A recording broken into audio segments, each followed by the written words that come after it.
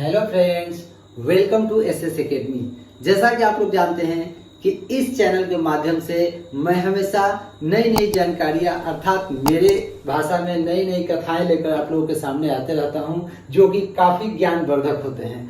तो पीछे भी मैंने अनेक वीडियो डाले हैं जिसमें अनेक ज्ञानवर्धक जानकारियां दी गई है। तो इसी कड़ी में आज जो है हम लोग एक नए टॉपिक के साथ आप लोगों के सामने हाजिर है, जिस वीडियो को देखने से आपके अंदर काफ़ी मनोरंजन भी होगा और ज्ञानवर्धन भी होगा। यह सभी वर्ग के लोगों के लिए है। तो आइए इस पे चर्चा करते हैं। आज की जो कथा है वह है मुगल वंश की कथा।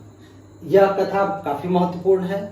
यह हमारे भारतीय इतिहास का एक महत्वपूर्ण जैसे अवधि है जिसमें अनेक राजाओं ने शासन किया है। तो यह मुगल वंश जो है इसकी कथा आज हम लोग कहते हैं। इसकी शुरुआत से लेके आगे तक चलेंगे। जितना समय तक हम लोग का बोर्ड पे जितना जगह रहेगा उतना मतलब हम बता पाएंगे। तो आइए बात करते हैं, इसकी शुरुआत करते हैं। तो शुरुआत में आप देखिए कि मुगल वंश का संस्थापक कौन था।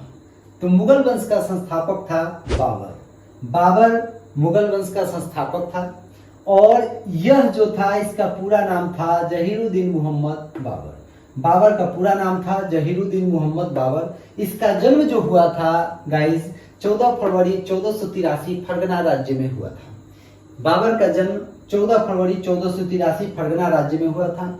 इसने भारत पर कुल मिला के 5 बार आक्रमण किया। इसने भारत पर 5 बार आक्रमण किया।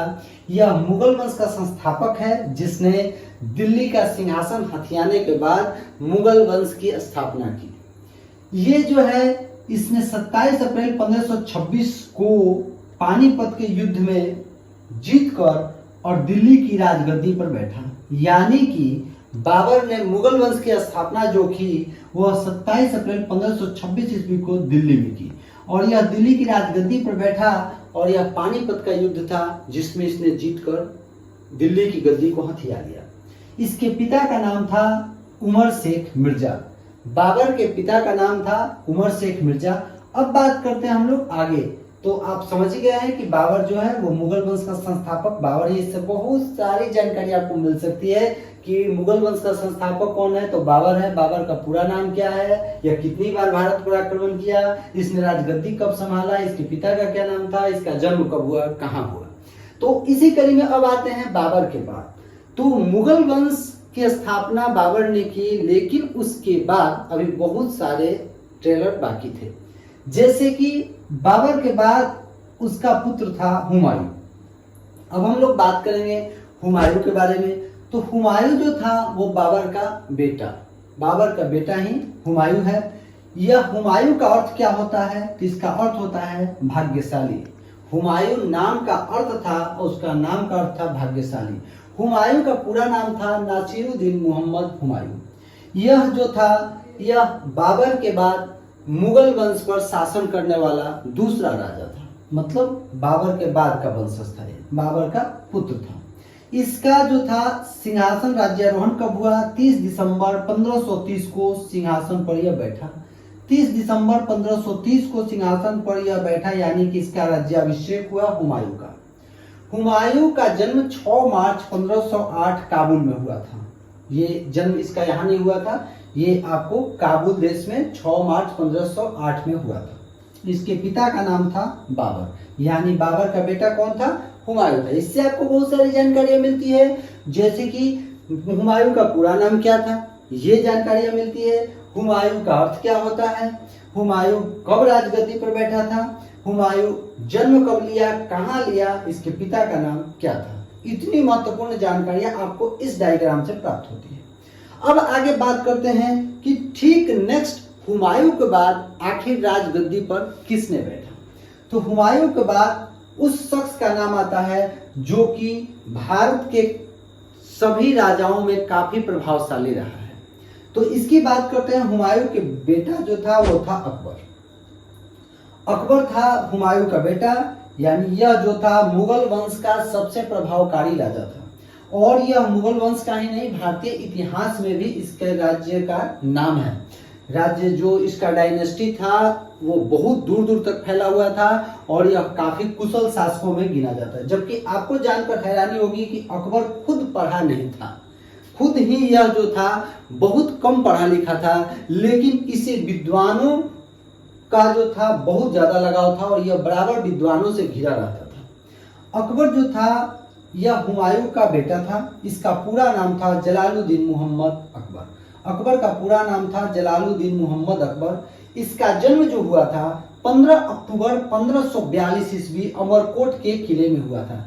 जैसा कि कहा जाता है कि हुमायूं के मरने के बाद अकबर जो था ये बिल्कुल ही, इसकी माँ जो थी वो बिल्कुल ही घर से बेघर हो चुकी थी। तब अमरकोट के किले में एक राजा ने इनको शरण दिया बहन मान के, और वही अकबर का जन्म हुआ था। यहाँ बताया जाता है कि 14 फरवरी 1526 ईस्वी 14 फरवरी 1526 ईस्वी में यह सिंहासन पर बैठा अकबर। अकबर के पिता का नाम क्या था? तो हुमायूं था। अब आगे बात करते हैं हम लोग अकबर के बाद वाले वंशज के बारे में। अकबर के बाद वाले वंशज, अभी तक आपने जाना बाबर से हुमायूं, हुमायूं से अकबर। अब अकबर से आगे बढ़ेंगे हम लोग, अपनी यात्रा को शुरू करेंगे और यह यात्रा पहुंच जाता है जहांगीर पर। जहांगीर जो कि अकबर के बाद प्रभावशाली शासक था, लेकिन इनकी जो पत्नी थी उन्होंने बहुत सारे बागडोर अपने हाथों में ले लिए, जिस कारण से इसका राज्य दिनों दिन गिरने लगा। जहांगीर जो था यह अकबर का बेटा था, अकबर का बेटा ही जहांगीर था। अब यहाँ बताया जाता है कि इसका जो आपको जन्म हुआ था 30 अगस्त 1569। 30 अगस्त 1569 को जहांगीर का जन्म हुआ था। इसके पिता का नाम अकबर था। जहांगीर का सिंहासन पर बैठने का जो राज्याभिषेक था वो कब हुआ था? तो वह था 3 नवंबर 1605 ईस्वी को।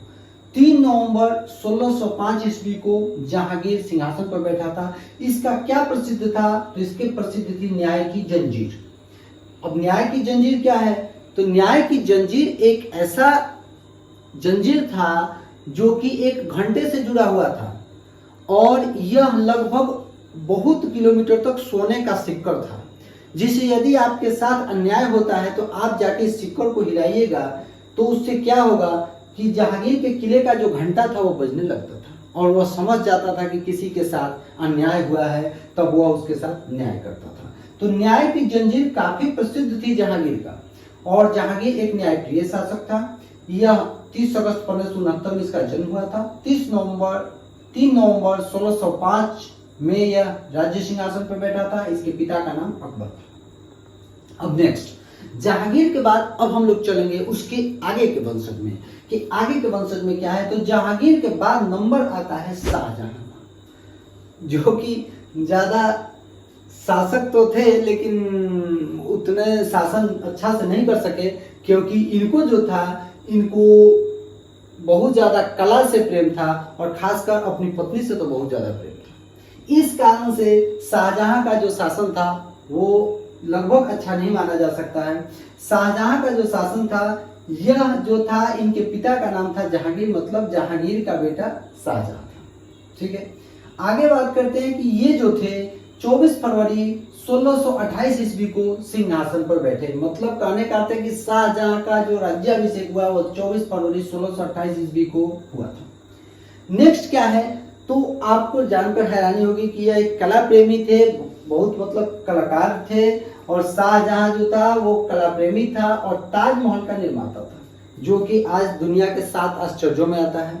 तो ताजमहल का निर्माण शाहजहां ने ही करवाया था, और जो ताजमहल का निर्माण करने वाला मुख्य कारीगर था उसका नाम था उस्ताद अहमद लाहौरी।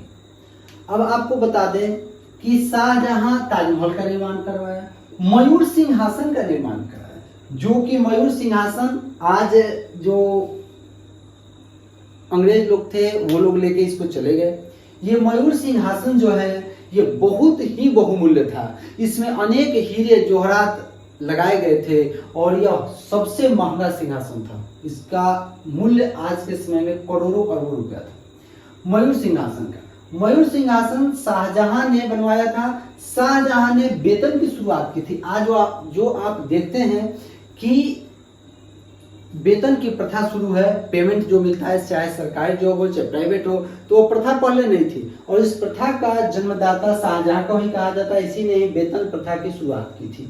अभी जो है चूंकि बोर्ड पे जगह भी खत्म है, तो कहने का अर्थ है कि यह कंटिन्यू है। शाहजहां के बाद अभी मुगल वंश अंत नहीं हुआ है, मुगल वंश का और भी शासक है जिनके बारे में आपको जानकारी नेक्स्ट वीडियो में दूंगा और अनेक इनके बारे में जानकारी देकर आपका ज्ञानवर्धन करूंगा। तो इसी तरह अनेक जानकारियों के लिए मेरे साथ बनिए। वीडियो अच्छा लगे तो मुझे कमेंट में बताइए, सब्सक्राइब कीजिए, लाइक कीजिए एंड शेयर कीजिए, मुझे सपोर्ट कीजिए। तब तक के लिए धन्यवाद, थैंक यू, नमस्कार।